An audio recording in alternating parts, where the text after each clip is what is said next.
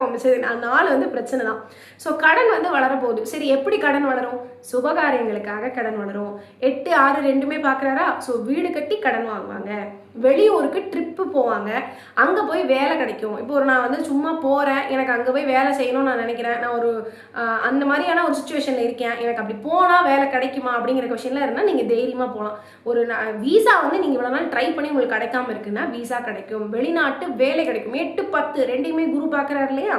So நீங்கள் முயற்சி செய்து போட்டித் தேர்வுகளில் வெற்றி பெற்று வெளிநாட்டிற்கு வேலை வாய்ப்புக்காக செல்லக்கூடிய அமைப்பு அப்படிங்கிறது வந்து இந்த 6, 8, 10 ரொம்ப முக்கியமான விஷயங்கள். விபரீத ராஜயோகம்னு கொஞ்சம் சொல்லலாம், ரொம்ப சொல்ல முடியாது. பட் கொஞ்சம் வந்து அந்த மாதிரியே தான் ஆக்டிவேட் ஆகும். மனைவியினுடைய அல்லது கணவரினுடைய பங்கிலிருந்து வர வேண்டிய சொத்துக்கள் ரொம்ப நாளாக வராமல் இருக்குது, கேஸில் இருக்குது, எனக்கு வரல, இல்லை அவங்க அதை பற்றி பேசவே மாட்டேங்கிறாங்க, அது மாதிரியான விஷயங்கள்லாம் வரும். ஸோ நீங்களாக வீடு கட்டணும்னு நினச்சாலும் கட்ட முடியும். உங்களுடைய மாமனார் மாதிரி ஸ்பௌஸினுடைய ஃபேமிலியிலேருந்து உங்களுக்கு வர வேண்டிய சொத்துக்கள் இருந்தால் வரும். வெளியூர் வெளி மாநிலத்தில் நான் போய் வேலை பார்க்க நினச்சேன் அல்லது வெளிநாட்டுக்கு வீசா கிடைக்கணும்னு நினைக்கிறேன்னா நடக்கும். ஸோ இதெல்லாமே கொஞ்சம் பாசிட்டிவான பாயிண்ட்ஸ் தான். மெயினாக தலையில் இருக்கக்கூடிய பாரத்தை இறக்கி வைப்பதுங்கிறதே பெரிய பாயிண்ட் தான்.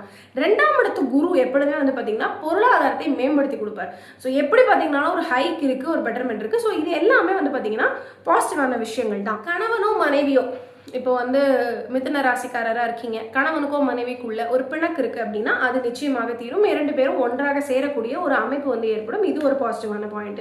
குழந்தை வந்து நான் மிதுன ராசி, எனக்கு ரொம்ப வருஷமாக குழந்தை இல்லாமல் இருக்குது அப்படின்னாலும் இந்த பீரியடில் இவங்க செயற்கை முறை கருத்தரிப்போ அல்லது வந்து ஒரு மெடிக்கல் ஹெல்ப் மூலியமாக குழந்தை பெற்றுக்க வேண்டிய சுச்சுவேஷன் வந்தாச்சுனாலும் இந்த பீரியடில் அதுக்கு ட்ரை பண்ணீங்க அப்படின்னா பெட்டர்மெண்ட் கண்டிப்பாக கிடைக்கும். உங்களுடைய ஸ்பௌஸினுடைய ஹெல்த் வந்து கொஞ்சம் நீங்கள் கான்சன்ட்ரேட் பண்ணணும்.